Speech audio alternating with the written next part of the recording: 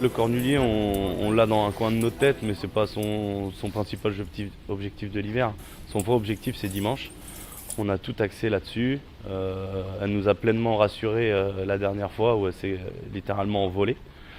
Donc on est bien, on va arriver fin prêt pour cette course, qui est son vrai objectif de l'hiver. C'est vrai que sa rentrée était ni bien ni mal. Mais Paul m'avait rassuré, il m'a dit attends, ça s'est pas du tout couru pour elle. Ce jour-là, il y avait beaucoup de vent en montant. Ils avaient repris pas mal et ils ont fait un vrai déboulé de 400 mètres. Elle, on sait qu'elle préfère les courses rythmées. Et pour pouvoir venir après pour finir sur des chevaux un peu fatigués, alors que là, ils sont tous repartis ensemble. On était cinquième.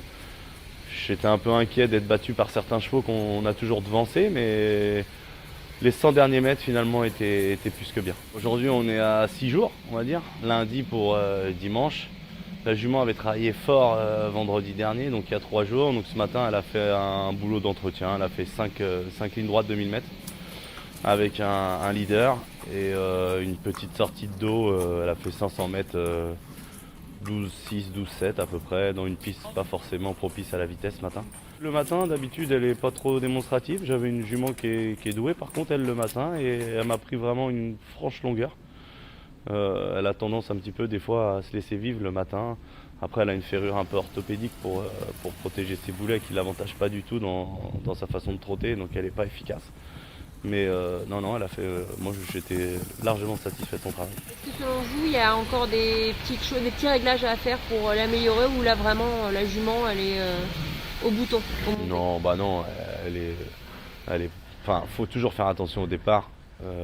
Là, je pense qu'il va pas y avoir 10, 16 partants à mon avis. Enfin, je sais pas, mais je vois plus qu'on va courir à 14 à mon avis. Donc voilà, qu'elle ait ses aises, surtout au moment de la volte, qu'elle casse pas sa volte. Après, les réglages, non. On aurait pu se dire un jour, on enlève l'enraînement, mais on peut pas. Parce que c'est une jument qui est quand même autoritaire et qui a la tête lourde un peu à démarrer. Donc ça, on verra ça beaucoup plus tard. Si on le fait un jour, et c'est, à mon avis, ça va pas être possible. Non, au niveau de l'embouchure, tout ça, on est bien. La jument, la dernière fois, elle était parfaite, hein. Elle a traversé le poteau sur le pied de 5. Je vois pas sur qu'est-ce qu'on peut améliorer.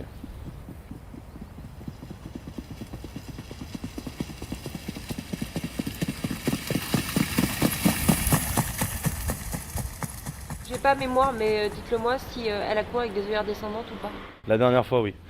Les œillères, c'est vraiment son truc qu'elle adore. Enfin, qu'elle adore. En tout cas, dès qu'on baisse, elle va très vite. Elle les a eu 3 fois dans sa carrière. Dans le Jacques de Bellouet l'année dernière, où elle avait bien gagné. Dans le Normandie, mais dans le Normandie, c'était une course très dure et elle est toujours moins performante l'été.